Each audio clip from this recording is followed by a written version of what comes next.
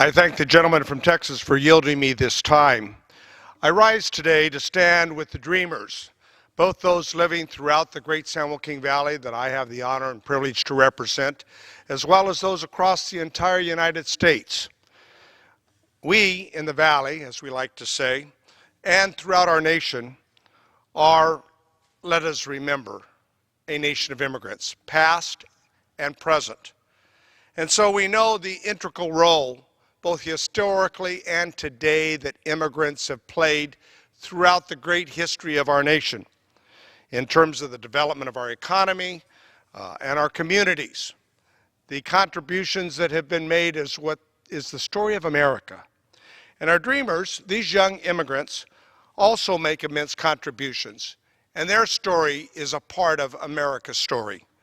It's estimated that roughly 685,000 of our nation's workers are dreamers with protections through the Deferred Action Childhood Arrival, or DACA program, that if we in fact remove them, as some are maybe suggesting, that it would impact over $460 billion to our nation's economy, to our GDP.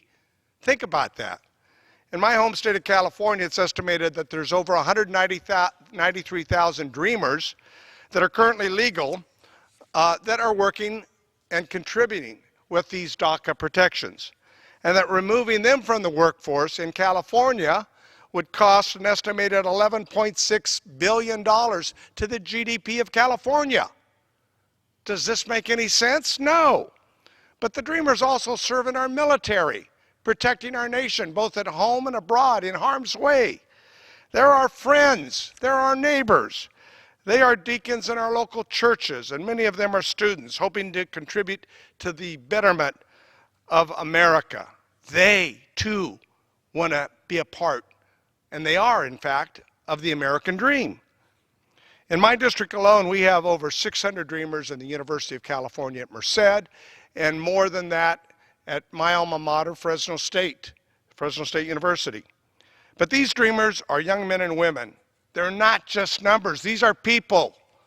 They are people with many of whom we've trusted to be a part of our country, to uphold its word when they basically enrolled to be a part of the DACA program. Just today, I spoke with two dreamers in my office. One of them is a remarkable young person currently getting her PhD in physics. She's 27 years old at the University of California, Merced, focusing her research on solar energy. Just think about this, helping America with the next generation of our energy development. Her name is Bo. She hopes to work in renewable energy when she gets her PhD. But now, with the possible removal of DACA, her future is uncertain. She came here when she was 3 years old. Her DACA protections expire in less than 1 year. Another dreamer I spoke to today was a student body president while working at his bachelor's degree at Fresno State, my alma mater. His name is Pedro. He's graduated now.